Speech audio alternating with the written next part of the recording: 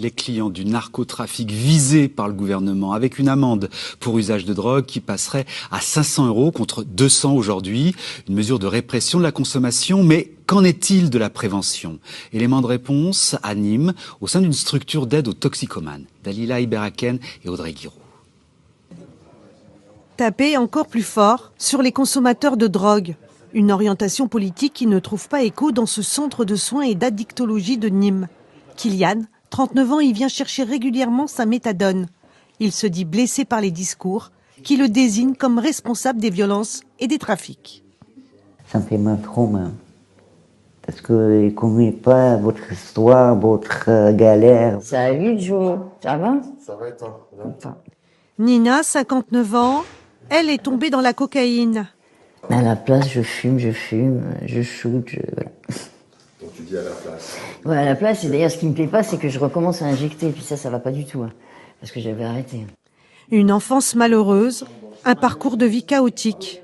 Cette ancienne danseuse a toujours connu la drogue. Elle l'accompagne depuis l'âge de 17 ans. Un choix qu'elle assume.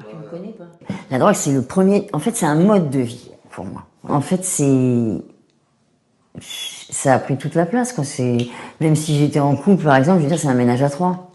L'association ECHO offre un refuge où les consommateurs peuvent être accueillis sans jugement. Ici, on peut parler des risques, de la prévention, des produits avec l'aide d'une équipe pluridisciplinaire.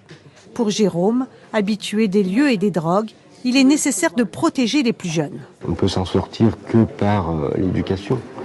Il ne faut pas que les jeunes commencent, tout simplement. Que ce soit le tabac, l'alcool ou autre chose. Avant de basculer dans l'héroïne, moi j'ai testé d'abord le cannabis, puis avant ça le tabac. Bruno Mangin, pharmacien, dénonce la stigmatisation de ces consommateurs. Selon lui, accuser les usagers est contre-productif. Est-ce qu'on continue à ne traiter le problème que par l'aspect de la répression ou on essaie au contraire d'avoir une vision de la société de ses failles, qu'on essaie d'apporter des réponses en amont, à la base, et puis surtout avoir une politique de santé publique qui, à l'arrivée, si jamais on traitait le problème d'une autre manière, pourrait s'avérer extrêmement positive. Pour les soignants du centre d'accueil, pointer du doigt les consommateurs de drogue risque même de les éloigner des soins. Je pense qu'il y a beaucoup moins de différence qu'on imagine entre toutes les personnes qui consomment et le reste de la société. Parce que l'addiction, elle existe partout, elle existe, moi je connais bien les problèmes de santé publique, elle existe dans la nourriture, elle existe dans les écrans, elle existe donc... l'addiction, ça concerne un peu tout le monde. En attendant, la consommation de drogue ne cesse d'augmenter.